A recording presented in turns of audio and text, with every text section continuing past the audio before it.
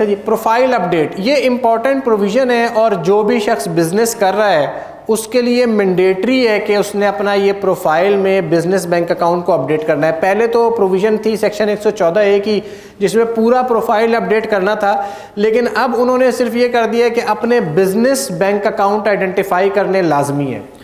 तो business bank account की definition पहले उन्होंने दी कि a bank account utilised by the tax payer for business transaction declared to the commissioner through original or modified registration form prescribed under section 181।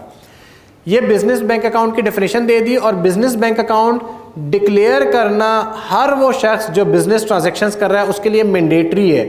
अगर वो business bank account declare नहीं करता तो कहता है ₹10,000 for each day of default since the date of submission of application for registration और date of opening of undeclared business account whichever is later, or ₹100,000 for each declared business bank account।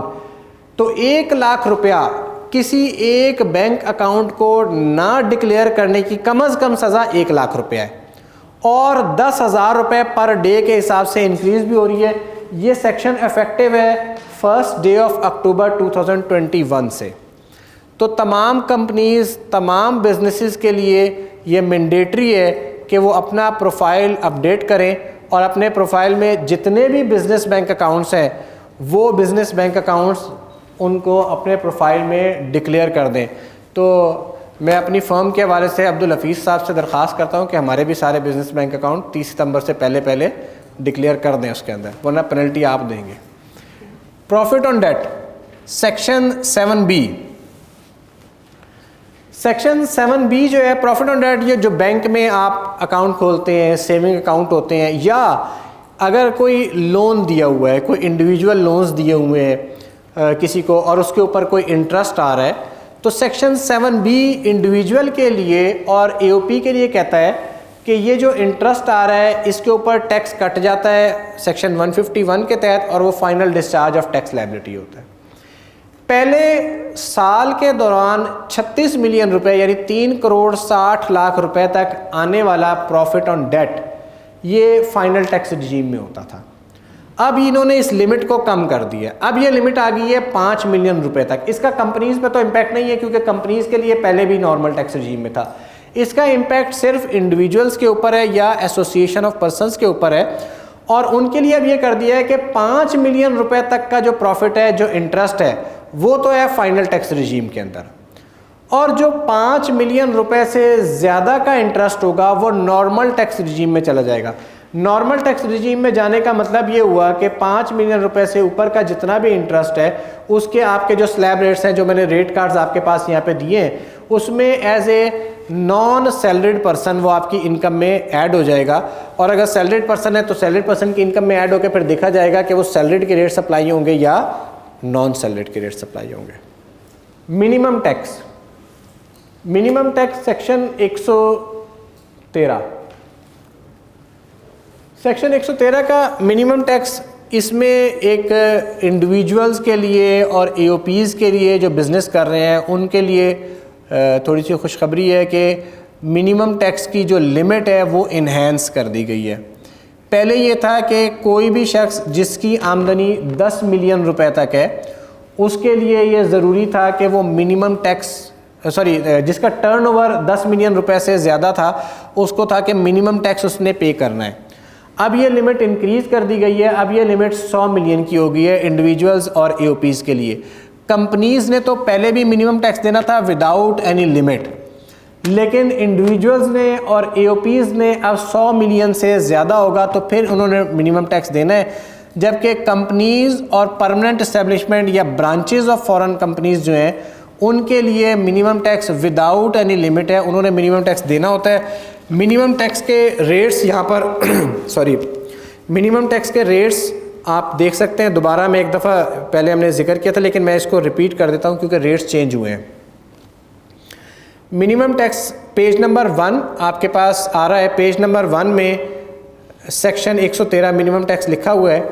इसमें oil marketing companies, PIA और poultry industry के लिए minimum tax का rate है 0.75%।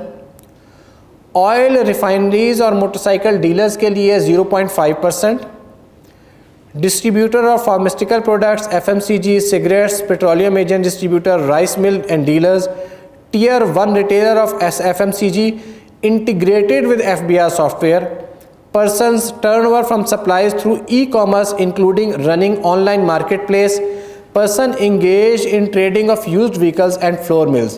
इन तमाम लोगों के लिए रेट है 0.25%। इसमें जो रेड टेक्स्ट लिखा हुआ है वो नए चेंजेस हैं, जो ब्लैक टेक्स्ट है वो पुराना लॉ है और जो रेड है वो नई चेंजेस हैं।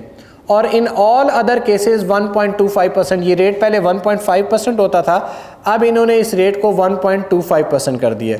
तो ये मिनिमम टैक्स है, ये हर उस शख्स के ऊपर एप्लीकेबल है, हर उस शख्स के ऊपर एप्लीकेबल है जिसने किसी भी वजह से नॉर्मल टैक्स पे नहीं करना, लॉसेस की वजह से, एग्जेम्पशंस की वजह से, क्रेडिट्स की वजह से। एक क्वेश्चन है आईटी सेक्टर वालों के लिए, सेक्शन 65F में आपको क्रेडिट मिल रहा है 100% टैक्स क्रेडिट, तो आपने मिनिमम टैक्स देना है या नहीं देना? ये क्वेश्चन आपको मुझसे करना चाहिए, मैंने नहीं पूछना था। तो किसी ने पूछा नहीं तो मैंने कहा मैं पूछ लेता हूँ। तो नहीं देना, सेक्शन 65F वाले जो है उन्होंने ये मिनिमम टैक्स नहीं देना।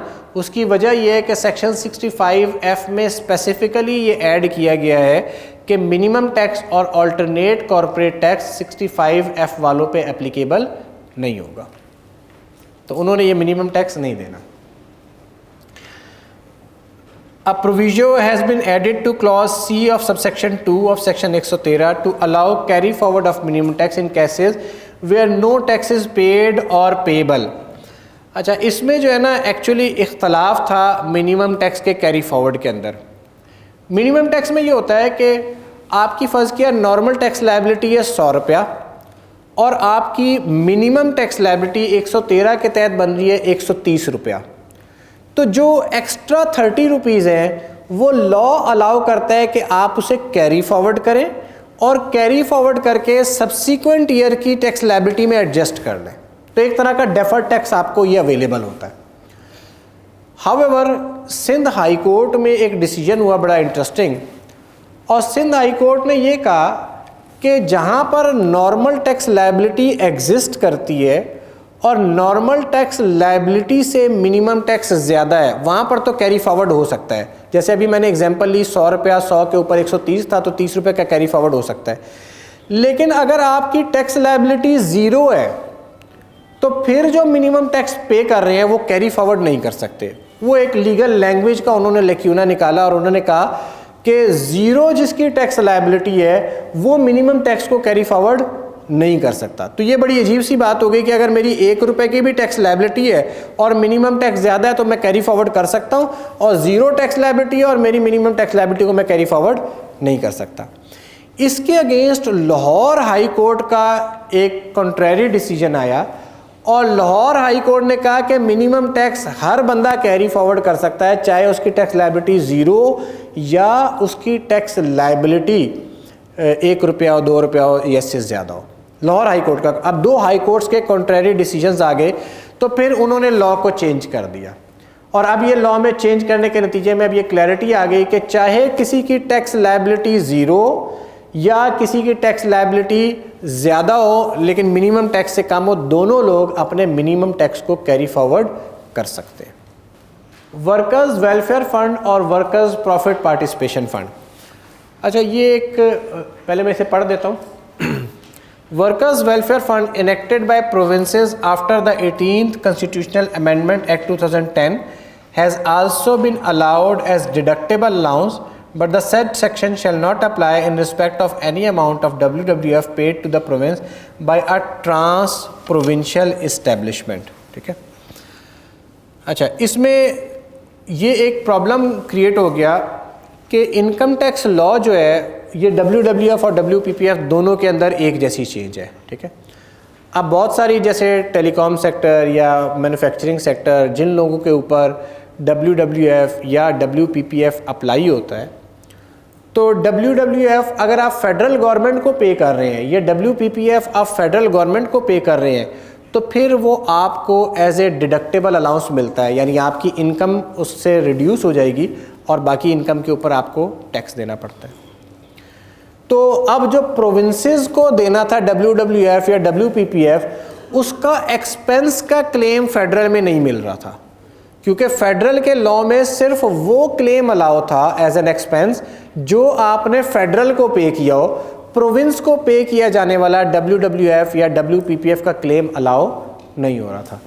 तो ये एक तो इनेबलिंग प्रोविजन डाल दी कि जो प्रोविंस में आप WWF या WPPF पे करेंगे वो भी आपको एज एन एक्सपेंस अलाउ किया जाएगा। अच्छा, दूसरा एक प्रॉब्लम इसमें जो है वो है ट्रांस प्रोविंशियल इस्टेब्लिशमेंट, यानी ऐसे इदारे जो कि मुख्तलिफ सूबों में, एक से ज़ायद सूबों में काम करते हैं।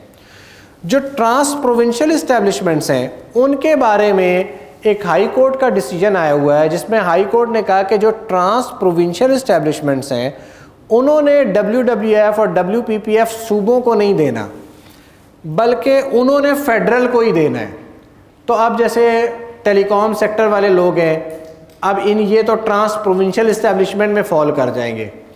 तो इसका मतलब ये हुआ कि इनके लिए ज़रूरी ये है कि वो अपना WWF और WPPF फेडरल को ही पे करें ताकि वो अपना क्लेम इनकम टैक्स लॉ के तहत ले सकें, अदरवाइज़ वो अपना क्लेम नहीं ले सकेंगे। तो ऐसी जितनी भी एंटिटीज़ हैं, इवन डेवलपमेंट सेक्टर की भी कुछ एंटिटीज़ हैं जो प्रोविंसेस में भी हैं और इनके ऑफिस इस्लामाबाद में भी हैं, तो वो ट्रांस प्रोविंशियल में फॉल कर जाएंगे। तो उनके लिए जो भी ट्रांस प्रोविंशियल एंटिटीज़ हैं उनके लिए ज़रूरी है कि अपना WWF और WPPF फेडरल में पे करें, प्रोविंसेस में पे करेंगे तो उनको उसका इनकम टैक्स में डिडक्शन अलाउेबल नहीं होगी। Tax credits, income tax law में टैक्स क्रेडिट्स अवेलेबल हैं, उनमें से कुछ टैक्स क्रेडिट्स इस दफ़ा गवर्नमेंट ने विड्रॉ कर लिए।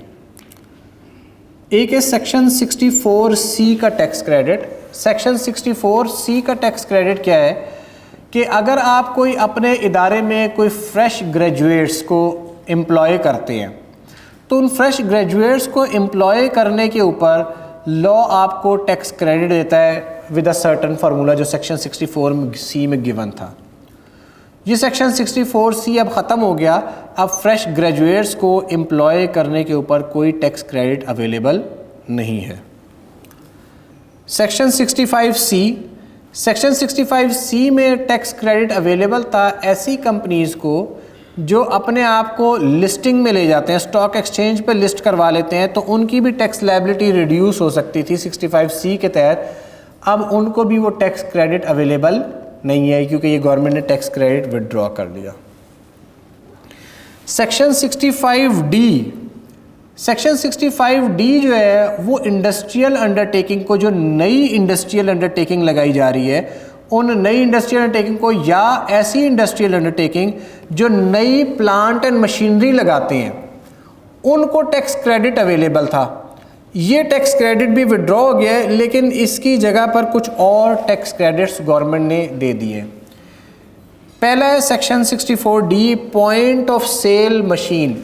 आजकल आपने सुना होगा कि ये काफ़ी ज़्यादा सिलसिला चल रहा है, गवर्नमेंट इन्फोर्स कर रही है टीयर 1 रिटेलर्स को भी और दूसरे लोगों को कि वो अपने पॉइंट ऑफ सेल को इंटीग्रेट करें FBR के साथ, पॉइंट ऑफ सेल मशीन लगाए। तो साथ गवर्नमेंट ने उनको एक इंसेंटिव भी दिया है। गवर्नमेंट ने कहा है कि आपको टैक्स क्रेडिट मिलेगा in respect of amount invested in the purchase of point of sale machine. जो आप point of sale machine purchase करेंगे उसका आपको टैक्स क्रेडिट मिलेगा। उस शख्स को who is required to integrate with FBR's computerised system for real time processing of sale of receipt. यानी जैसे टीयर 1 रिटेलर्स हैं उनके लिए अब मैंडेटरी है कि वो अपने आप को इंटीग्रेट करें FBR के सिस्टम के साथ। तो वो अगर कोई पॉइंट ऑफ सेल मशीन ख़रीदता है तो उसको टैक्स क्रेडिट मिलेगा। कितना टैक्स क्रेडिट मिलेगा? Lesser of amount actually invested in the purchase of point of sale machine और 1.5 लाख रुपया पर मशीन। यानी जितनी मशीनें ख़रीदेगा तो उस मशीन की एक्चुअल प्राइस या 1.5 लाख रुपया विच एवर इज़ लेस। यानी एक तरह से ये कि 1.5 लाख रुपए तक की ही मशीनें ख़रीदें, इससे ज़्यादा महंगी मशीन के ऊपर आपको टैक्स क्रेडिट नहीं मिलेगा। फिर गवर्नमेंट ने एक और टैक्स क्रेडिट इंट्रोड्यूस किया है एनकरेज करने के लिए नई इन्वेस्टमेंट इंडस्ट्रियल अंडरटेकिंग्स के अंदर। ये कहता है allows 25% tax credit for eligible capital investment by eligible tax payers. तो ये एलिजिबल कैपिटल इन्वेस्टमेंट की भी डेफिनेशन फिर दी गई है और फिर एलिजिबल टैक्स पेयर्स कौन है ये भी बताया गया है। उनको क्या मिलेगा, 25% क्रेडिट मिलेगा against tax payable including minimum tax and final tax. ये सेक्शन एक तरह से 65D की रिप्लेसमेंट में आया है। किन लोगों को मिलेगा, और ये जो क्रेडिट है ये अगर आपका फर्ज किया फुली यूटिलाइज नहीं होता तो आप 2 नेक्स्ट पीरियड्स तक इसे कैरी फॉरवर्ड भी कर सकते हैं। Eligible investment means investment made in purchase installation of new machinery, building equipment, hardware and software except self created software and use capital goods. तो ये इंडस्ट्रियल अंडरटेकिंग, जैसे अब आप मैन्युफैक्चरिंग में है या जो टेलीकॉम सेक्टर वाले लोग हैं, अब आप लोग भी इंडस्ट्रियल अंडरटेकिंग की डेफिनेशन में फॉल कर गए हैं, तो ये आपके लिए रेलेवेंट है कि आप लोग अगर इन्वेस्टमेंट करते हैं किस चीज़ के अंदर, नई मशीनरी के अंदर, बिल्डिंग के अंदर, इक्विपमेंट के अंदर, और इवन हार्डवेयर और सॉफ्टवेयर में भी आप इन्वेस्ट करते हैं एक्सेप्ट सेल्फ जनरेटेड सॉफ्टवेयर, इनमें भी आप इन्वेस्टमेंट करते हैं तो आपको टैक्स पेबल के ऊपर 25% टैक्स क्रेडिट मिलेगा। तो ये कैपिटल एलिजिबल इन्वेस्टमेंट है। और एलिजिबल पर्सन्स कौन है? अब एलिजिबल पर्सन्स की जब हम बात करेंगे तो हो सकता है कुछ लोग यहाँ से, यानी ये टेलीकॉम या मैन्युफैक्चरिंग, आप लोग इसमें से आउट हो जाए। एलिजिबल पर्सन्स ज़रा थोड़े से लिमिटेड है, यानी ये नए लोगों के लिए, एग्जिस्टिंग के लिए नहीं है। अगर आप लोग नई एंटिटी के तौर पर आते हैं तो फिर आपको ये क्रेडिट मिलेगा। पहले green field industrial undertaking engage in the manufacturing और ship building but does not include persons incorporated between 30th June 2019 and 30 June 2024, person formed by splitting up or reconstitution of an undertaking already in existence or by transfer of machinery, plant or building from an undertaking established in Pakistan prior to commencement of the new business and is part of a new expansion project. Industrial undertaking set up by 30 June 2023 and engaged in the manufacture of plant, machinery, equipment and items with dedicated use, no multiple use of generation of renewable energy from sources like solar and wind for a period of 5 years beginning from the date such industrial undertaking is set up। तो इन ये eligible persons हैं। Tax returns, a new provision in subsection 5 of section 114 is inserted enhancing Commissioner Inland Revenue's power to call for return irrespective of time limits in case of foreign income or foreign assets। Currently अभी law में क्या है कि अभी commissioner के पास power ये है कि अगर किसी शख्स ने रिटर्न नहीं सबमिट की तो लास्ट 5 ईयर्स की टैक्स रिटर्न वो आपसे रिक्वायर कर सकता है। इन 5 में से किसी भी साल की टैक्स रिटर्न अगर आपने फ़ाइल नहीं की तो कमिश्नर के पास पावर है और कमिश्नर समझता है कि आपको फ़ाइल करनी चाहिए थी तो he can send you a notice और आपसे मांग सकता है। और अगर आपने इनमें से किसी भी साल की फ़ाइल नहीं की है, यानी आप सब सालों में अभी तक नील फाइलर चले आ रहे हैं, तो और कमिश्नर समझता है कि आपको रिटर्न्स फाइल करनी चाहिए थी, तो फिर उसके पास पावर है कि वो आपसे 10 साल तक की रिटर्न्स मांग सकता है, पिछले 10 साल की। अब इन्होंने उस पावर को फर्दर एनहेंस किया है और ये कहता है कि अगर किसी शख्स के पास, कमिश्नर को ये पता लगा है कि भाई उसके पास फॉरेन इनकम है या फॉरेन एसेट्स हैं और उसने रिटर्न फाइल नहीं की, तो अनलिमिटेड टाइम है, उससे वो अनलिमिटेड टाइम की रिटर्न्स रिक्वायर कर सकता है। यानी ये पावर्स, अनलिमिटेड टाइम की पावर्स दे दी गई हैं। A new provision is inserted in section 114(6) empowering the commissioner to waive the requirement of audited or revised financial statement for the purpose of revision of return। अच्छा, ये एक बड़ी interesting provision है कि मसलन आपसे रिटर्न में कोई गलती हो गई है और आप अपनी रिटर्न रिवाइज करना चाहते हैं, तो वन ऑफ द कंडीशंस जो लॉ में लिखी हुई थी वो ये थी कि भाई आप रिवाइज्ड ऑडिटेड अकाउंट्स भी साथ जमा करवाएं। अब एक एरर हुआ है रिटर्न के अंदर, ऑडिटेड अकाउंट्स रिवाइज ही नहीं हुए, तो आप रिवाइज ऑडिटेड अकाउंट्स क्यों जमा करवाएंगे? लेकिन कमिश्नर्स यूज टू इंसिस्ट कि नहीं जी रिवाइज ऑडिटेड अकाउंट्स लाएं वरना हम आपको रिवीजन ऑफ रिटर्न अलाउ नहीं करेंगे। हालांकि इट इज़ वेरी लॉजिकल कि एक कंडीशन जो एप्लीकेबल नहीं है सिंपली उस पर आप नॉट एप्लीकेबल लिख दें और रिवीजन ऑफ रिटर्न आपको अलाउ हो जानी चाहिए, but commissioners use to insist upon it. तो इसके ऊपर फिर लॉ में चेंज कर दिया गया और अब ये नई प्रोविजन इंसर्ट कर दी कि कमिश्नर जो ऑडिटेड फाइनेंशियल स्टेटमेंट्स या रिवाइज्ड ऑडिटेड फाइनेंशियल स्टेटमेंट्स की रिक्वायरमेंट को वेव कर सकता है। अमेंडमेंट ऑफ असेसमेंट, इसमें कुछ खुशगवार चेंजेस हैं टैक्स पेयर्स के हवाले से। अमेंडमेंट ऑफ असेसमेंट के अंदर अमेंडमेंट ऑफ असेसमेंट में power to conduct inquiry is withdrawn. 2012 से पहले ये इस सेक्शन के अंदर ये लिमिटेशन थी कि 2 क्राइटेरिया पूरे करने ज़रूरी होते थे, erroneous and prejudicial to interest of revenue, और अगर ये क्राइटेरिया पूरे होते थे तो फिर एडिशनल कमिश्नर आपकी अमेंडमेंट को असेसमेंट को अमेंड कर सकता था। 2012 में एक लॉ में चेंज की गई और इंसर्ट कर दिया गया कि जनाब आप इंक्वायरीज भी कंडक्ट कर सकते हैं। एक तरह से उनकी पावर्स को बढ़ा दिया गया। आल्दो इसके खिलाफ काफ़ी डिसीजंस आए ट्राइब्यूनल के, लेकिन उन पावर्स के सहारे एडिशनल कमिश्नर्स ने क्या शुरू कर दिया कि ऑडिट्स शुरू कर दिए। पूरे ऑडिट कंडक्ट हो रहे हैं सेक्शन 122(5)(a) की पावर्स के तहत। हालांकि वो पावर्स बड़ी लिमिटेड पावर्स थी और बुनियादी तौर पर लीगल इख्तलाफ वाली चीज़ों को इसमें एड्रेस किया जाना होता था। लेकिन जब पूरे ऑडिट्स कंडक्ट होने शुरू हो गए तो उसके ऊपर कोर्ट के डिसीजंस भी आए, लेकिन FBR अपने स्टैंस को लेकर चलता रहा और उसके ऑफिसर्स पूरे ऑडिट्स कंडक्ट करते रहे सेक्शन 122(5)(a) के तहत। तो अब उन्होंने ये power to conduct inquiry withdraw कर ली। अब ऑफिसर के पास ये पावर नहीं है कि वो इंक्वायरी कंडक्ट कर सके। कोई एपरेंट इख्तलाफ होगा, कोई एपरेंट एरर होगा, तब ही सेक्शन 122(5)(a) की अमेंडमेंट हो सकती है, अदरवाइज अमेंडमेंट नहीं हो सकती। एक और जो अच्छी चेंज आई वो ये है कि टाइम लिमिट दे दी। पहले ये होता था और हमने कई केसेस ऐसे देखे हैं। अभी हमारे एक टैक्स पेयर के साथ एक इंडिविजुअल टैक्स पेयर था, नॉन रेजिडेंट टैक्स पेयर।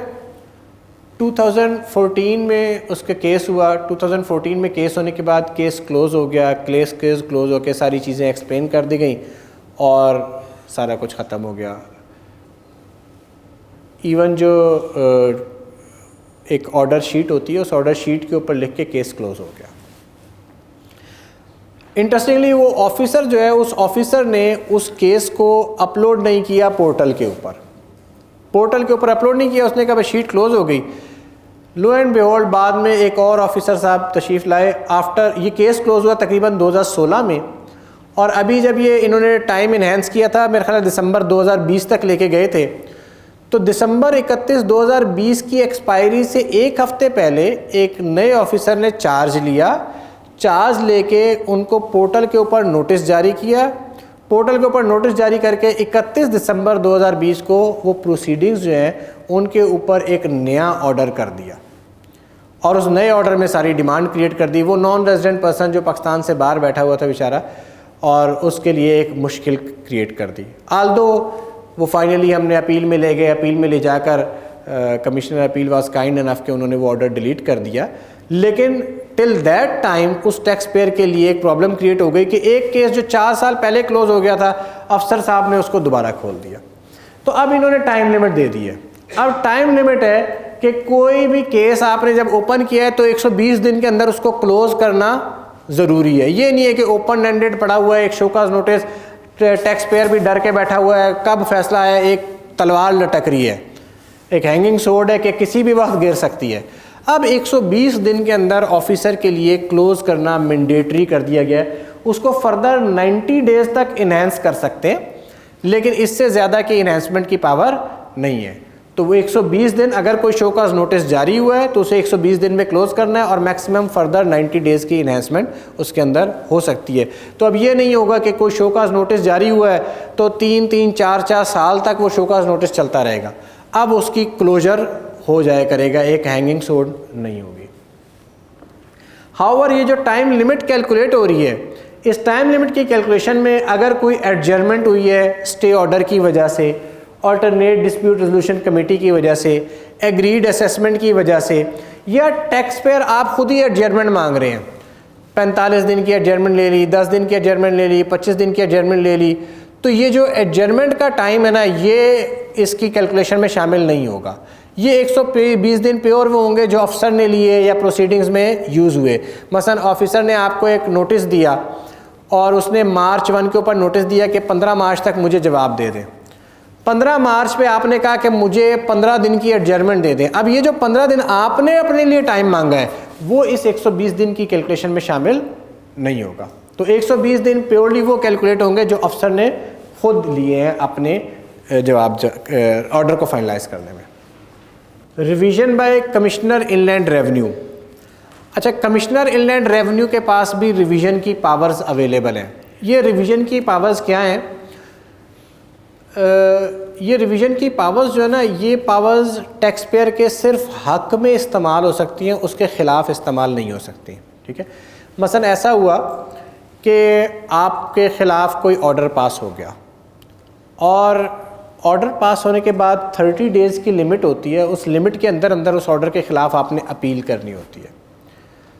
आप किसी वजह से अपील नहीं कर सके, अपील नहीं की आपने, और आपके पास रीज़नेबल ग्राउंड्स भी अवेलेबल नहीं है और केस आपका जेन्युइन है और कमिश्नर ये समझता है कि केस जेन्युइन है, आप कमिश्नर के पास रिवीजन की एप्लीकेशन डालें और कमिश्नर के पास सुमोटो पावर्स अवेलेबल हैं कि ऐसा कोई केस जिसमें टैक्स पेयर के पास अपील का रिलीफ अब अवेलेबल नहीं है, वो उसमें उस असेसमेंट को रिवाइज़ कर सकता है, only in the favour of tax payer, not against the tax pair.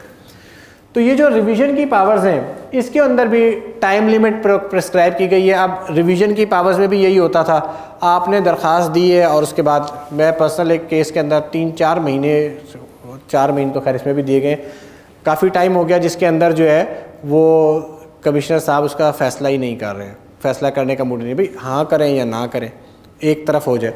तो अब इसके ऊपर भी टाइम लिमिट दी गई है। Time limit of 120 days is prescribed to complete proceedings in pursuant to the order of the commissioner by introduction of new subsection subsection 5 in section 122A। तो ये टाइम लिमिट प्रिस्क्राइब कर देगा। Commissioner जब आपको instructions देगा officer को, तो उसके मुताबिक जो प्रोसीडिंग्स हैं वो विद इन 120 डेज ऑफिसर ने कंप्लीट करनी है। ऑल्टरनेट डिस्प्यूट रेजोल्यूशन कमेटी, जब किसी टैक्स पेयर के ख़िलाफ़ कोई फ़ैसला होता है तो वैसे तो टैक्स पेयर के पास अवेलेबल फोरम्स अपील के हैं, लेकिन एक अल्टरनेट डिस्प्यूट रेजोल्यूशन कमेटी का फोरम भी अवेलेबल है जहाँ पर टैक्स पेयर समझता है कि यार कुछ गलती मेरी भी है तो मैं ज़रा कुछ टैक्स दे देता हूँ, तो वो एक दरख्वास्त दे सकता है कि जी ADRC बना दें। और ये कुछ सामने की चीज़ें हैं, इन चीज़ों के ऊपर हम बैठ के, और बजाय इसके कि लंबी प्रोसीडिंग्स होंगी, अपीलों के अंदर आप भी लड़ेंगे हम भी लड़ेंगे, फैक्ट्स के ऊपर हम इसको डिसाइड कर लेते हैं और जो टैक्स बनता है वो मैं दे देता हूँ। अच्छा, एक तो इसके अंदर ये था कि पहले जो ADRC है उसके अंदर सिर्फ क्वेश्चन ऑफ फैक्ट्स जा सकते थे, क्वेश्चन ऑफ लॉ नहीं जा सकते थे। तो एक सवाल ये पैदा हुआ कि अगर mix question of fact and law होगा तो फिर क्या होगा। तो अब उन्होंने FBR को एम्पावर कर दिया कि FBR ये डिसाइड करेगा कि अगर mix question of fact and law हो तो फिर वो ADRC में जाएगा या नहीं जाएगा।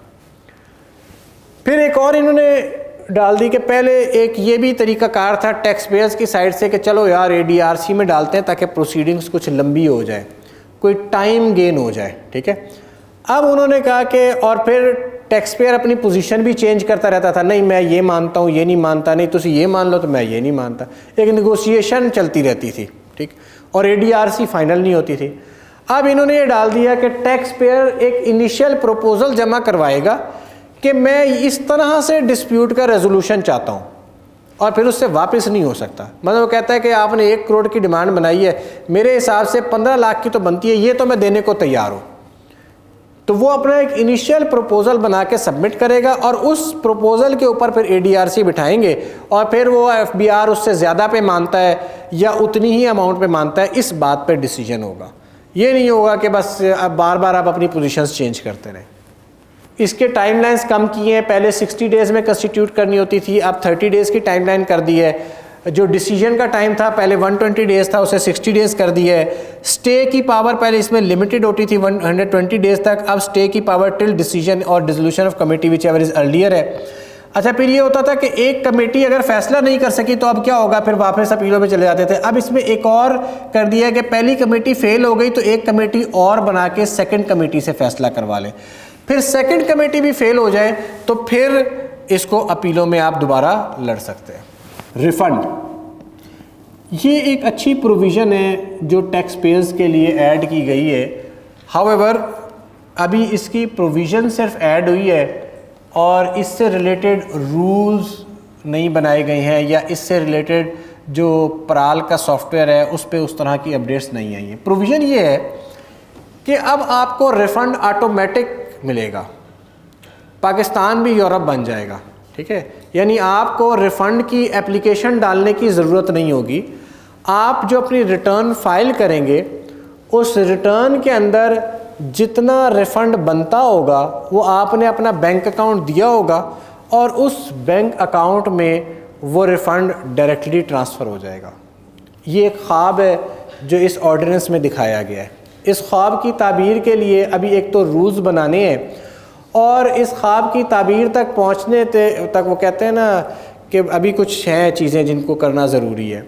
एक इम्पॉर्टेंट जो चीज़ें हैं, अच्छा हमारे रिफ़ंड्स किस तरह से बनते हैं, ठीक है। अब इंडिविजुअल्स के लिए प्रॉब्लम ये है कि हमारे जो रिफ़ंड्स बनते हैं वो कोई कैश विड्रॉल के ऊपर बैंक ने टैक्स काट लिया, कोई बिजली के बिलों के ऊपर टैक्स काट लिया। इवन कंपनीज़ के केसेस में भी जो रिफ़ंड्स बनते हैं उनका एक बहुत बड़ा पोर्शन इस तरह से होता है कि आपके बैंकों ने टैक्स काटे हुए होते हैं, बिजली के बिलों पे टैक्स कटा होता है, इंटरनेट के ऊपर टैक्स कटा होता है। ये जो टैक्सेस डिडक्ट हुए होते हैं इनमें प्रॉब्लम ये आता है कि ये टैक्सेस के हमें सर्टिफिकेट बैंक से मिल जाता है या बिजली के बिलों में आ जाता है, हम अपने रिटर्न में डाल के तो हम क्लेम कर लेते हैं।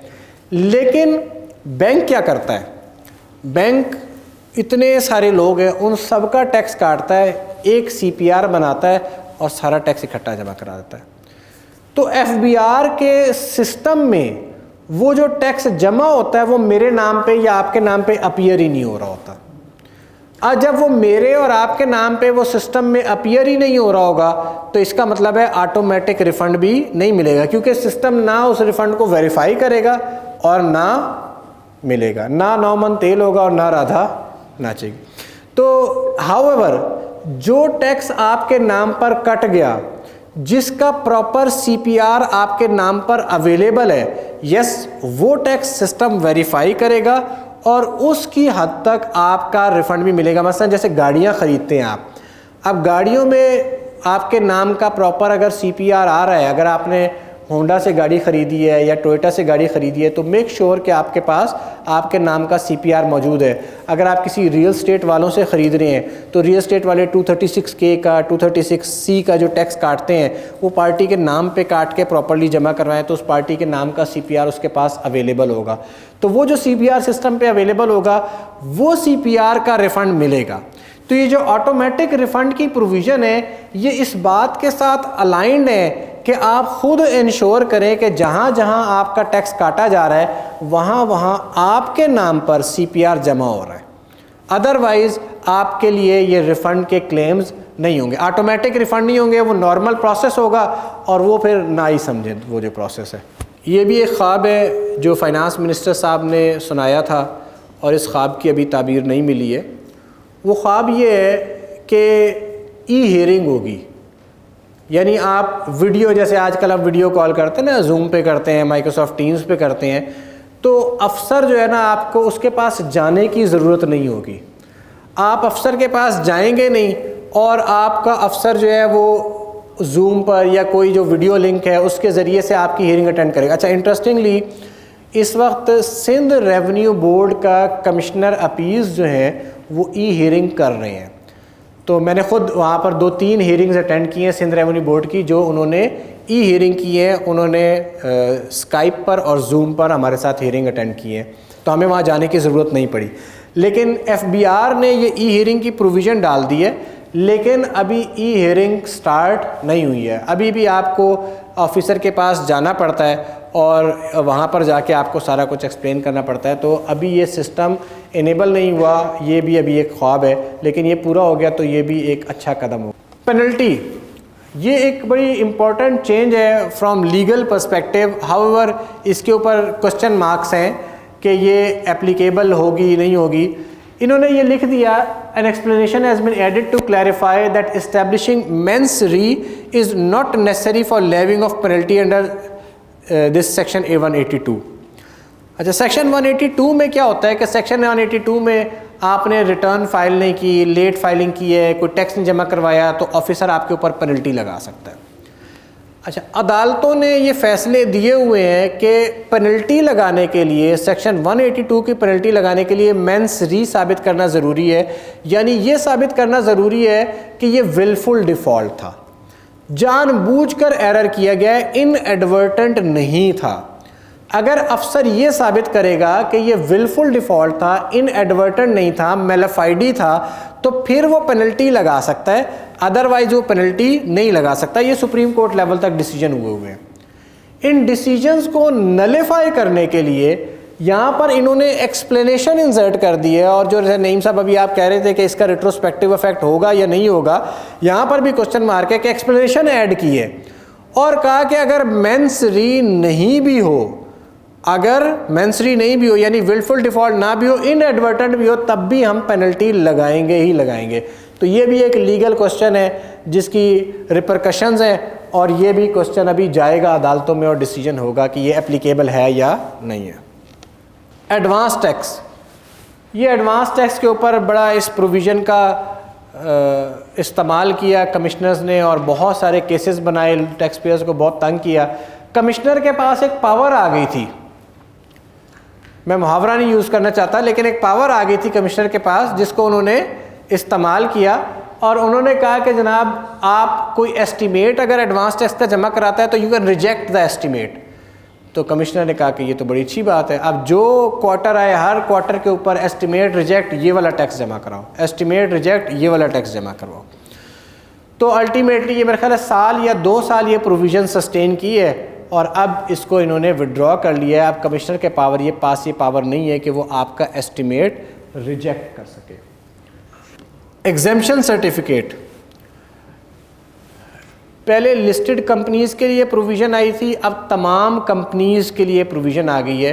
पहले आपने कोई एग्जेम्पशन सर्टिफिकेट लेना होता था तो एग्जेम्पशन सर्टिफिकेट के लिए आप भागते भागते फिरते थे और कभी इधर जाते थे कभी उधर जाते थे।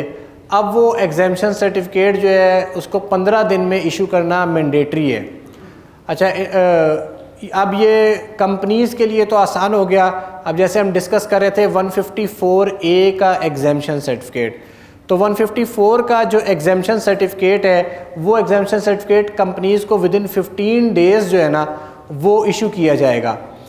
और हमने एक हाई कोर्ट में केस किया था और हमारे वकील नईम साहब यहाँ पर मौजूद हैं, जिसका आज एग्जेम्पशन सर्टिफिकेट मैंने आपको बताया इशू भी हो गया IT कंपनी का। तो अगर वो नईम साहब थोड़ा सा उस केस के बारे में आप काइंडली, अगर ये नईम साहब है हमारे लॉयर हैं, एडवोकेट हाई कोर्ट हैं, और जो भी हमारे हाई कोर्ट के केसेस होते हैं, ये वाइस प्रेसिडेंट भी हैं रावलपिंडी इस्लामाबाद टैक्स बार के, और जो भी हमारे हाई कोर्ट के केसेस होते हैं तो हम इनके साथ मिलकर वहाँ पर प्रोसीड करते हैं। नहीं भाई प्लीज़। हमने एक पिटिशन फाइल की, हमने और खिलजी साहब ने मिल के ये जो नई प्रोविजन आई हैं 154A 65F को मिला के साथ में हमने एक एप्लीकेशन फ़ाइल की थी। उस वक्त तक टैब इनेबल नहीं हुई थी, हम 154 की एप्लीकेशन नहीं दे सकते थे। हमने एक मैनुअल एप्लीकेशन फ़ाइल की, हमने वो डिसाइड चूँकि नहीं हुई 15 दिन के अंदर, तो हमने एक रिट पिटिशन फ़ाइल की इस्लामाबाद हाई कोर्ट में, जो ऑनरेबल चीफ़ जस्टिस के पास लगी। चीफ़ जस्टिस साहब ने नोटिस जारी किए। जिस दिन उन्होंने नोटिस जारी किए वेरी नेक्स्ट डे वो टैब इनेबल होगी, लेकिन हमारी एप्लीकेशन फिर भी डिस्पोज ऑफ ना हुई। कल वो केस लगा और मेरे छोटे भाई इमरान साहब वो अपीयर हुए, मैं दूसरी कोर्ट में था। तो ऑनरेबल चीफ़ जस्टिस साहब ने कमिश्नर कंसर्न को बुला लिया और उनसे पूछा कि ये क्यों एप्लीकेशन डिसाइड नहीं हुई। फॉर्चुनेटली कल शाम को उन्होंने एप्लीकेशन डिसाइड कर दी और आज सुबह कोर्ट में सबमिट कर दिए और वो हमारी पिटिशन डिस्पोज ऑफ होगी। तो ये अब एग्जेम्पशन सर्टिफिकेट 15 डेज़ के अंदर मैंडेटरी हो गया है, और ये पिटिशन जो है एक तरह का प्रेसिडेंस भी बन गया है कि अब अगर कमिश्नर जो है 15 दिन में डिसाइड नहीं करता तो आप सीधा उसे कोर्ट में ले जाएं कि there is a time provided in the law कि within 15 days you have to decide the exemption application, तो why you are not deciding the exemption application. तो इन फेवर या against he has to make a decision. Sir, ये तमाम exemption जो हैं, जो application apply की जाती हैं, उसके लिए कमिश्नर पाबंद है कि वो 15 दिन के अंदर उसके ऊपर डिसीजन लेगा? जी, ये कंपनीज़ कंपनीज़ जो एग्जामेशन अप्लाई करती हैं उसके लिए कमिश्नर पाबंद है कि वो 15 दिन के अंदर अंदर उसका डिसीजन करेगा। हाँ, इंडिविजुअल और एओपी के लिए उसके ऊपर पाबंदी नहीं है। और इसके साथ जो रिव्यू एप्लीकेशन होती है 122 की, उसके ऊपर रिव्यू एप्लीकेशन की टाइम लिमिट नहीं है, रिव्यू की नहीं है टाइम। उससे पहले एक स्लाइड में मैंने एक मिस्टेक आइडेंटिफाई की, पहले मैं वो आइडेंटिफाई कर दूं आप लोगों को। ये आप लोगों के पास स्लाइड नंबर 57 है, आपके पास जो बुकलेट्स है ना, उसमें एक करेक्शन कर लें। इसमें वो डज़ नॉट इंक्लूड का वर्ड जो है ना, वो 2024 से पहले गलती से लिखा गया था। डज़ नॉट इंक्लूड का वर्ड जो है 2024 के बाद लिखा जाना था, तो उससे वो मफहूम जो है ना तब्दील हो गया। ठीक है, तो यहाँ पर जो इनकॉर्पोरेटेड बिटवीन 30 जून 2019 एंड 30 जून 2024, इसके दरमियान जो कंपनीज़ इनकॉर्पोरेट हुई हैं, इंडस्ट्रियल अंडरटेकिंग इनकॉर्पोरेट हुई हैं, उनके लिए ये अवेलेबल है। तो डज़ नॉट इंक्लूड जो है वो नीचे वाली सिर्फ बात के साथ रिलेटेड है, यानी persons found by splitting up और रिकन्स्टिट्यूशन ऑफ अंडरटेकिंग। तो ये एरर से ऐसा लग रहा है जैसे डज़ नॉट इंक्लूड जो है ये दोनों चीज़ें उसमें शामिल नहीं है, तो ये एक एरर था, इसको काइंडली करेक्ट कर दीजिए। ओके, तो हम एग्जेम्पशन सर्टिफिकेट पर बात कर रहे थे, उससे हमारे पास नेक्स्ट जो है विदहोल्डिंग स्टेटमेंट्स। विदहोल्डिंग स्टेटमेंट की फ़ाइलिंग में एक इम्पॉर्टेंट चेंज ये आई है कि विदहोल्डिंग स्टेटमेंट की फ़ाइलिंग जो मैंडेटरी है, एक तो क्वार्टरली स्टेटमेंट्स आप लोग फ़ाइल कर रहे हैं, फिर एक एनुअल स्टेटमेंट फ़ाइल करनी होती है जो कि सैलरी की होती है, जिसकी ड्यू डेट जुलाई 31 होती है।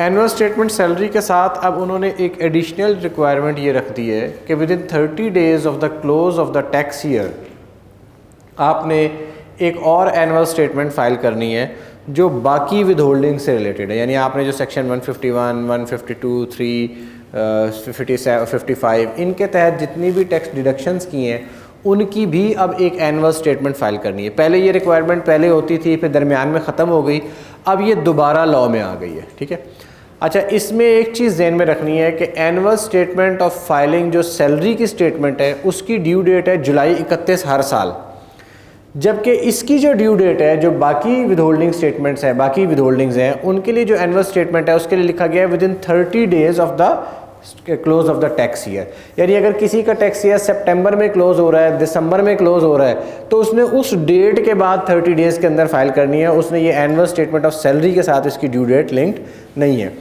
इसके रूल्स और इसके फॉर्मेट्स अभी नहीं आए हैं। वैसे तो ये प्रोसीजर लॉ था और एज ए प्रोसीजर लॉ ये एप्लीकेबल हो गया था जून 30 के ऊपर, लेकिन चूंकि अभी रूल्स नहीं आए, इसका फॉर्मेट नहीं आया, तो इस वजह से इसकी फाइलिंग मेरे ख्याल अभी नहीं हो सकी। और लेकिन हाउएवर जब भी इसके रूल्स आएंगे तो ये इमीडिएटली एप्लीकेबल होगा।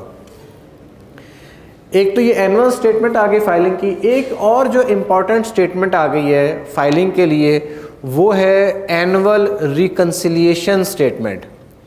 जिन लोगों को, और मेरे ख्याल है यकीनन तकरीबन हर पर्सन को जो टैक्स में काम करता है, वो FBR के नोटिस से गुजरने का इत्तफाक हुआ होगा, रूल 44 का नोटिस जो वो भेजते हैं कि अपनी फाइनेंशियल स्टेटमेंट्स को अपनी income tax returns withholding statements के साथ रिकनसाइल कर दें। ठीक है, तो अब उन्होंने कहा कि अब ये नोटिस की बजाय उन्होंने कहा कि अब आप नोटिस नहीं आएगा, अब आपके लिए मैंडेटरी कर दिया है कि जब भी आप अपनी एनुअल टैक्स रिटर्न फाइल करेंगे, उस एनुअल टैक्स रिटर्न की फाइलिंग के साथ ही आपने वो एनुअल स्टेटमेंट भी फाइल कर देनी है।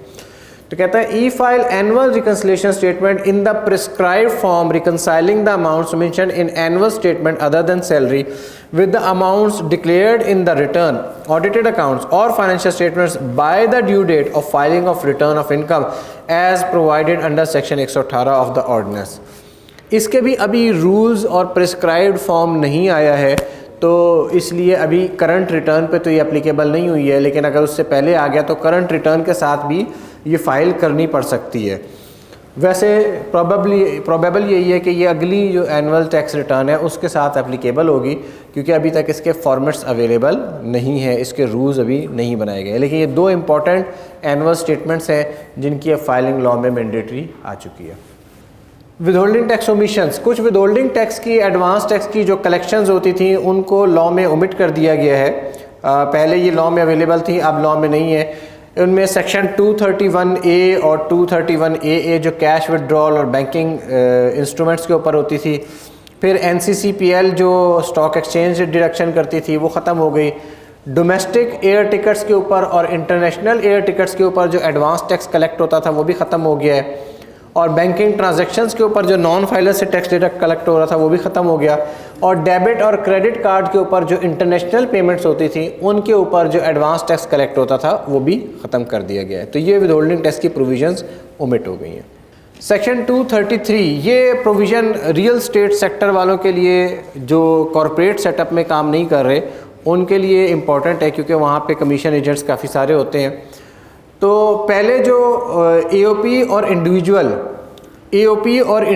जो है वो विदहोल्डिंग एजेंट नहीं थे सेक्शन 233 के तहत कमीशन के लिए।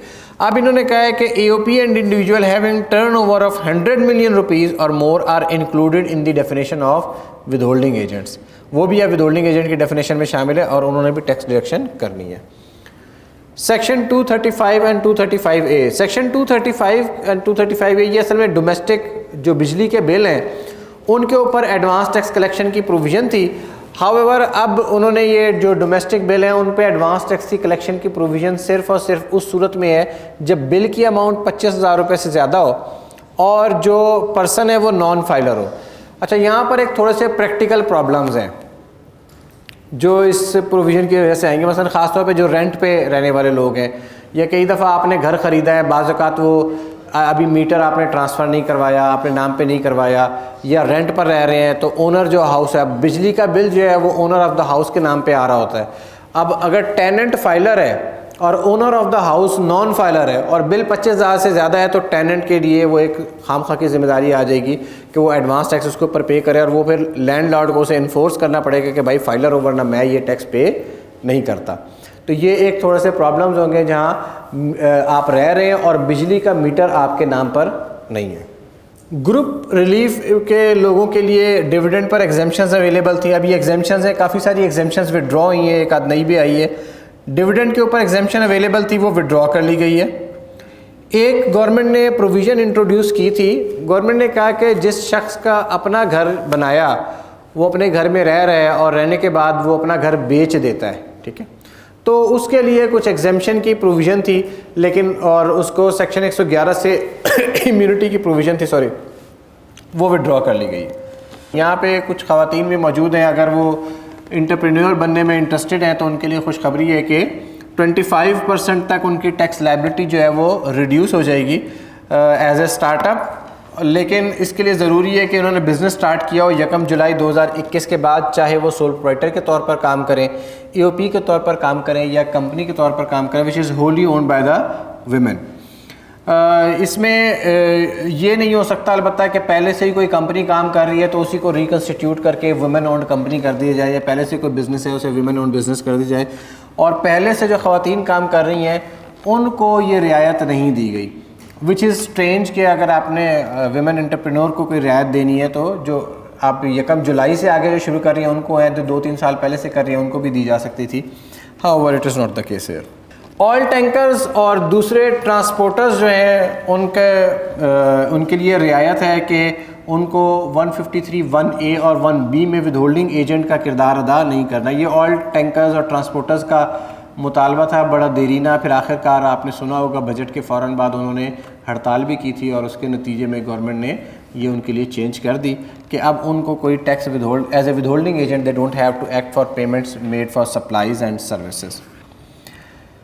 क्लॉज 46AA ये बड़ी इंपॉर्टेंट क्लास है, ख़ास तौर पे जो नॉन प्रॉफिट सेक्टर में काम करने वाले लोग हैं और जो इस किस्म के प्रोजेक्ट्स में काम कर रहे हैं जहाँ पर ये कैटल्स वगैरह इन्वॉल्व हैं, या जो मीट के या डेयरी के और पोल्ट्री के सेक्टर में काम करने वाले लोग हैं।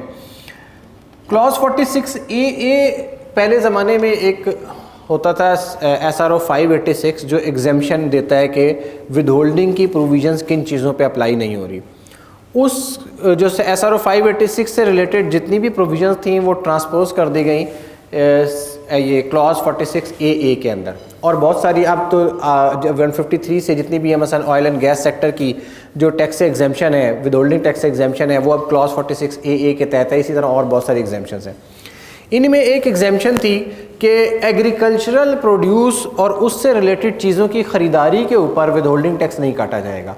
उसके स्कोप को इन्हेंस किया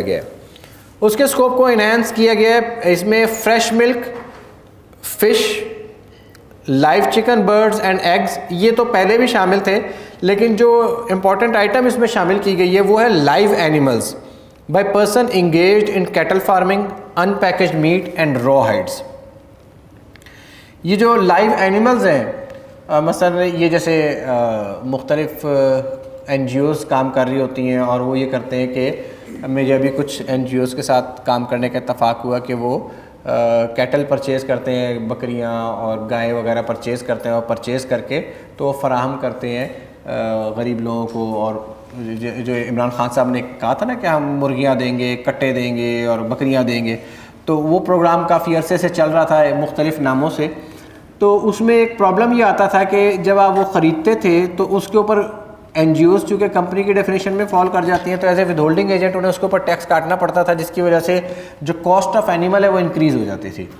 तो अब ये विद होल्डिंग टैक्सेस से एग्जेम्पशन दे दी है उनको कॉस्ट ऑफ एनिमल के हवाले से। तो एक NPO सेक्टर के लिए। दूसरा, इस एग्जेम्पशन का इम्पैक्ट है मसलन जो इदारे मीट सेक्टर में काम कर रहे हैं, जैसे मीट वन वगैरह है, ये लोग जो एनिमल्स ख़रीदते हैं इनको भी इसी तरह एक्ट करना पड़ता था as a withholding agent. अब इनको as a withholding agent act करने की ज़रूरत नहीं है लाइव एनिमल्स और अनपैकेज मीट, रॉ हाइड्स ख़रीदने के ऊपर। थैंक यू वेरी मच जी, thank you for your patience.